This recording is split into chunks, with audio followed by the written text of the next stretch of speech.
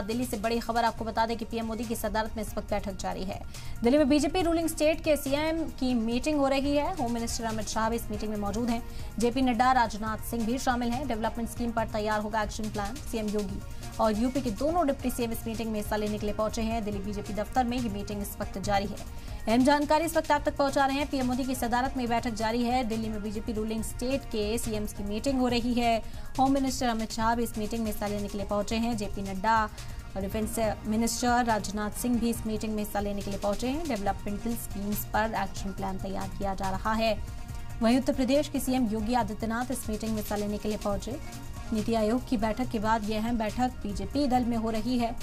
उत्तर प्रदेश के दोनों deputy CM भी इसमें मौजूद हैं। दिल्ली बीजेपी दफ्तर में ये मीटिंग इस वक्त जारी है। पीएम मोदी की सदारत में ये मीटिंग की जा रही है और आला कमान के जो दिग्गज हैं वो इस मीटिंग में हिस्सा लेने के लिए पहुंचे हैं। चाहे जेपी नड्डा की बात की जाए, अमित शाह की बात की जाए, वजीर दिफा राजनाथ सिंह की बात की जाए या फिर बीजेपी रूलिंग जो स्टेट्स हैं उनके सीएम सभी इस मीटिंग में हिस्सा लेने के लिए पहुंचे।